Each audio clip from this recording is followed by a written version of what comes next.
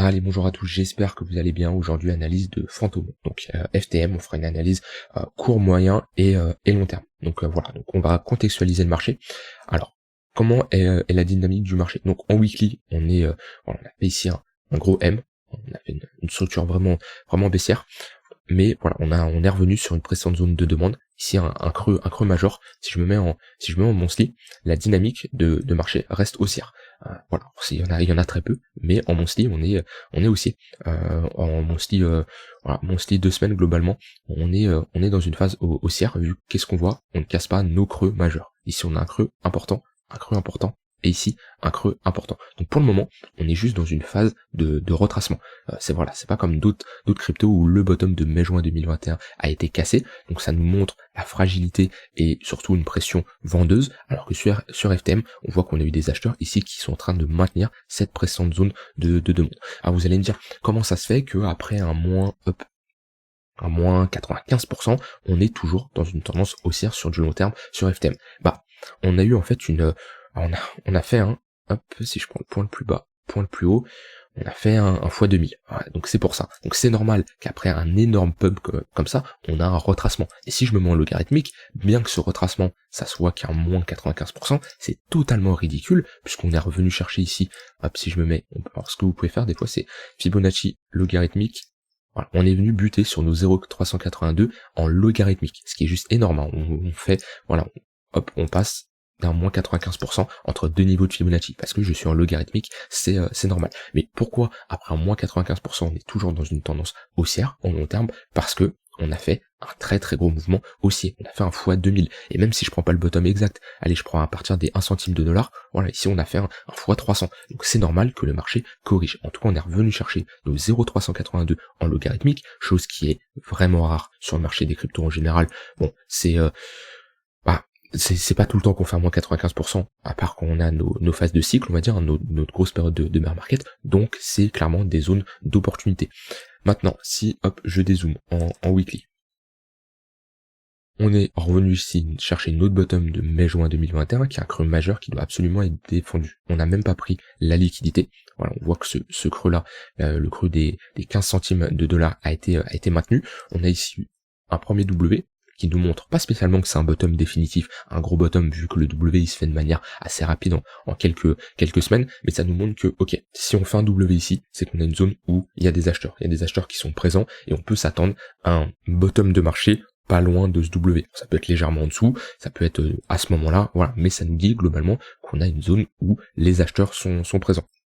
Et on voit ici qu'on a un nouveau un W qui nous pose un bottom de marché ici en weekly, et depuis on est dans une dynamique haussière, bien que ici on a un affaiblissement, on le voit, on a une petite structure. Si je passe en 3 jours, voilà, donc on fait ici un M. Donc globalement, si je contextualise, en monthly la tendance reste haussière, en weekly, même si on a ici instauré un M-top, on a quand même une forte tendance baissière. On est en train de essayer de refaire une tendance, de tout simplement restaurer une tendance haussière, et pour moi le fait d'avoir cassé ce creux là, qui était ce sommet là, qui était un sommet majeur, ça nous montre qu'en weekly on est dans un début de dynamique haussière. Maintenant en daily, on est repassé ici, on avait une belle tendance haussière avec des creux des sommets de plus en plus haut, et ici on a fait un M-top. C'est pas spécialement un M-top qui nous dit ok c'est la fin, on va casser nos précédents creux, mais un M-top nous dit on va potentiellement retracer dans notre zone de rechargement de longue, zone de rechargement de longue, chose qu'on a fait ici. Voilà, on est revenu chercher nos 0,118 et on a eu un magnifique rejet. Maintenant, la tendance reste baissière avec des sommets et des creux de plus en plus bas. Ce qu'il faudrait pour inverser cette dynamique baissière, c'est de venir faire ici un W, et voilà, une plus grosse structure majeure qui nous montre qu'on a ici des creux et des sommets de plus en plus haut, et ici une plus grosse structure majeure. D'un point de vue tunnel Vegas, ok, on est repassé au-dessus de nos tunnels daily, qui, voilà, c'était une magnifique zone de support, on l'a cassé, ça fait office de résistance, et voilà, on l'a recassé, donc on peut voir une compression entre nos tunnels 3 jours et notre tunnel daily. Pour moi, quand on revient dans ce tunnel daily, il y a des opportunités si on structure quelque chose de bullish. Personnellement, pour l'investissement, les zones vraiment que je surveillerais, ça serait déjà notre zone de retour au niveau de notre ligne de coup. Ici, on n'a pas retag cette ligne de coup. Est-ce qu'on va y aller? Je ne sais pas, mais c'est une zone intéressante pour se positionner. Et on peut avoir un pullback ici également au niveau de notre précédent sommet. Si on structure également quelque chose de bullish, ça peut être intéressant. Maintenant, ceux qui veulent un signal un peu plus tard, mais qui augmente les probabilités d'être dans une tendance haussière, ça serait la cassure de ce tunnel 3 jours. On casse ce tunnel 3 jours, on revient faire un pullback dedans, on structure un W, et voilà, là on pourra avoir également quelque chose d'intéressant. On voit ici, on a une cassure, mais on a réintégré sans structurer quelque chose de bullish. Ici on a fait un petit W dans notre tunnel 4 heures, pour ici un swing trader, c'est une opportunité de se placer, ici qu'on a ce genre de structure, mais on s'est fait rejeter dans notre tunnel 3 jours. Donc pour le moment on n'a pas de cassure nette, et c'est ce qui manquerait ici, puisque après on pourrait clairement retracer. D'ailleurs on va voir jusqu'à où on pourrait retracer. Alors, on a ici une grosse résistance, vu qu'on est, c'est notre ligne de coup de notre M, voilà, on voit qu'on a buté pas mal de fois dessus, donc c'est très très grosse de résistance, donc si on y va, c'est une prise de profit obligatoire sur ce niveau-là. Ensuite, d'un point de vue retracement de Fibonacci, hop, on a ici nos 0,382, qui pour moi sont un niveau intermédiaire, mais il y a de grandes chances qu'on les casse si on y va. Par contre, cette zone-là, notre zone de rechargement short, on va dire c'est un gros niveau pour les shorters, pour les vendeurs s'ils veulent toujours maintenir une grosse tendance baissière ici en faisant des sommets ici majeurs en weekly, c'est dans cette zone qu'on doit surveiller d'avoir une prise de profit, hein. Tout simplement si on y va, on voit un essoufflement, des structures en M qui se mettent en place, une divergence baissière sur le MACD, et ben là il y aurait clairement une zone de prise de profit. Et je peux mettre ici le Fibonacci de toute cette zone là. On a une confluence ici entre nos 0,382 et nos 0,786. Donc nos 0,382 de notre sommet le plus haut. D'ailleurs, je pourrais prendre ce niveau-là également. Mais voilà, globalement, la zone des 1,40 centimes de dollars, c'est une zone à surveiller qui peut être difficile à passer. On a tout ici une zone d'imbalance. Hop, comment je le vois? Déjà, je le vois à l'œil nu qu'il y a eu très peu de développement de prix. On a fortement chuté. Et si je mets mon volume profile, voilà, ici, tac. On voit que on a un trou ici dans le volume profile, et en général ces trous sont amenés à être comblés, comme on avait ici. Voilà, on avait ici un trou dans ce volume profile, on est revenu le combler, et si j'étends, on voit il reste des trous, mais comparé à avant, voilà, ici on le voit facilement. Voilà, très peu de développement de prix. Et voilà, ici il nous reste ici globalement une grosse zone. Alors ces zones-là, qu'est-ce qu'ils veulent dire? Ça veut dire tout simplement il y a eu très peu de développement de prix, donc c'est une zone où on peut clairement la percer. Voilà, comme on l'a eu, ici on a percé très fort à la hausse, et ici on l'a repercé à la baisse. C'est normal, il y a très peu de support et de résistance, il y a très peu d'acheteurs ou de vendeurs qui défendent cette zone de prix, donc on peut rapidement transpercer. Mais en général, ces zones-là, qu'est-ce qu'on fait? On les transperce et on revient les combler pour combler cette grosse zone dans le volume profile. Donc c'est une zone également qu'on pourrait revenir chercher dans les prochaines semaines. Je voulais regarder d'un point de vue point pivot. Ok, on avait ici notre point pivot yearly. Le prochain, il est au niveau des 1,24 $. Ouais, ok. Moi, ce que je retiens, c'est vraiment toute cette zone-là. C'est une zone où il va falloir se méfier. Et je serais pas étonné d'avoir un rejet. Alors oui, la zone, elle est grosse, hein, c'est pas la zone la plus précise, mais c'est la zone où vous devez attentivement surveiller si on commence à structurer quelque chose de comme ça. Voilà, si on maintient une dynamique haussière dedans et qu'on a toujours des W dans des W, on a toujours un flux acheteur, il n'y a pas de souci. Quand on va commencer à diverger, à avoir une inversion de notre dynamique, bah là, faudra clairement sortir parce qu'on pourra retracer. Donc faudra, bien sûr, faut toujours s'adapter en fonction de ce que le marché nous donne. Mais moi, c'est une zone que je surveillerai énormément. Maintenant, les zones que j'attendrai pour me placer, voilà, c'est globalement les 42 centimes de dollars, les 27 centimes de dollars. Et sinon, d'un point de vue swing trading, déjà, on est dans une tendance, selon moi, baissière en H4 et en daily. On le voit avec des creux et des sommets de plus en plus bas. Ici on fait des M, donc c'est compliqué de se positionner pour l'angle marché ici, à moins qu'on retourne.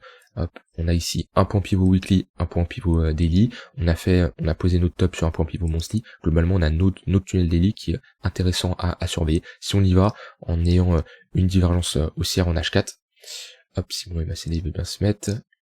Ok, tac. Ok, déjà on voit qu'on a ici une potentielle divergence qui n'est pas validée. Sur le coup, on fait un creux plus bas, sur les MACD on fait un creux plus haut, ce qui nous montre qu'on a un affaiblissement des vendeurs, et ça serait intéressant de pousser à la limite à une double divergence haussière, comme on a là, et ici dans ce tunnel, structurer quelque chose de bullish, où là il y aurait clairement une opportunité. Maintenant sur du moyen terme là, la dynamique de marché reste baissière, et dans une dynamique de baissière, une dynamique de marché baissière qu'on a ici, le plus intéressant c'est de shorter le marché, qu'on revient dans notre tunnel 1 heure, voire 15 minutes. Comme ici il y avait une opportunité de short, ici il y avait une opportunité de short, et ici actuellement il y a potentiellement une opportunité de short. Si je mets point pivot daily, qu'est-ce qu'on a? Ok, on n'a pas de confluence. Moi en général j'aime bien avoir des confluences entre mon tunnel 15 minutes et mon point pivot daily, histoire d'avoir une double zone d'intervention où il y a de grandes chances qu'on pose, que ça fasse office de résistance. Comme ici par exemple on avait d'autres points pivot daily en confluence avec notre tunnel 1 heure, et ça a été une parfaite zone pour shorter le marché. Donc voilà, tant que je vois pas un marché qui évolue au-dessus du tunnel 15 minutes et du tunnel 1 heure, sur du court terme, la tendance est baissière. Ici on a un cross de notre tunnel 15 minutes en dessous, enfin par-dessus le tunnel 1 heure, en général dans une dynamique haussière. Voilà, ici on le voit bien. Hop, voilà, ici on le voit bien, au moment où on cross avec notre tunnel 15 minutes, la dynamique est clairement baissière, le tunnel 1 heure fait office de résistance. À partir du moment où le tunnel 15 minutes, donc c'est des moyennes mobiles, à partir du moment où le tunnel 15 minutes repasse au-dessus de notre tunnel 1 heure, on a une dynamique haussière. Là on a des moyennes mobiles qui sont plates, ce qui nous montre qu'on est dans un range. Hop, voilà, on le voit, ici on est globalement dans un range, et là on recrosse à la baisse notre tunnel 15 minutes au niveau de notre tunnel 1 heure. Est-ce que c'est la fin? Est-ce que on va partir plus bas? Ça je ne sais pas. Ce qui est sûr, c'est que dans ces zones tunnel 15 minutes, tunnel 1 heure, c'est des opportunités de short. Au moment où on repassera notre tunnel 15 minutes par-dessus notre tunnel 1 heure, bien sûr le prix qui crosse le tunnel 15 minutes, le tunnel 1 heure, et bien là on pourra reparler de dynamique haussière sur du moyen terme, donc sur du 1 heure, 4 heures, voilà, etc. On aura ici une dynamique haussière, et là ça sera intéressant de se positionner en long. Pour le moment, sur du court terme, je chercherai à short le marché. Sur du moyen terme, honnêtement, je ne ferai pas grand chose, parce qu'on est voilà, on n'est pas sur des zones intéressantes. Ici, il y avait une opportunité de short dans notre tunnel 3 jours. Ici, on est globalement en plein milieu d'un potentiel range. C'est pas une zone, pour moi, je ne ferai rien, même si voilà, on a toujours un momentum qui reste assez encourageant pour les acheteurs. Par contre, le prix, moi, il m'encourage pas énormément. Donc, à moins de revenir dans notre tunnel daily ou sur cette précédente zone de demande où on a eu un rejet violent, pour moi, ici, il n'y a pas grand chose à faire en daily. Donc, court terme, je chercherai à short. Daily, je ne ferai rien. Weekly, je suis bullish, mais pour moi on n'est pas également dans une zone intéressante pour se positionner. Pourquoi pas attendre un pullback, les 26 centimes. Après oui, je sais que ça fait loin. On a également les 32 centimes qui peuvent faire office de support. Après toujours, ça dépend de votre manière de raisonner. Est-ce que vous êtes là pour essayer de vous positionner en weekly pour jouer globalement une position de ce style-là avec une zone d'invalidation sous notre creux, parce que bon, c'est un creux majeur ici, il faut absolument pas le casser, comme je vous l'avais dit au début, et de targeter, pourquoi pas ici notre zone de résistance, ça vous fait un RR de 3,5 pour 1, ou est-ce que vous êtes là juste pour accumuler et posséder du FTM dans votre wallet long terme, dans une optique de l'accumuler sur du 2, 3, 4, 5 ans. Si c'est le cas, on est clairement dans une zone pour faire ça, et que le prix soit à 58 centimes ou 37 centimes, ça doit vous importer peu. On est quand même dans une zone, on est dans une zone propice à de l'accumulation. Maintenant, je vous l'ai déjà dit, moi je suis pas fan du DCA sur des altcoins, mais ça c'est propre à chacun. Voilà, j'ai dit tout ce que j'ai envie de dire sur FTM, donc je récapitule. Sur du court terme, je chercherai à short tant que j'ai pas un croisement entre mon tunnel 15 minutes et mon tunnel 1 heure. Sur du moyen terme, donc sur du daily, il n'y a rien à faire. Sur du long terme, j'attendrai un retracement plutôt vers les 30 centimes globalement sur cette précédente zone de demande. Et si vous êtes dans l'optique de faire de l'accumulation très très long terme, on reste dans des zones qui sont intéressantes pour accumuler du FTM. Voilà, je vous souhaite une très bonne fin de journée et on se retrouve demain pour une prochaine vidéo. Bye bye.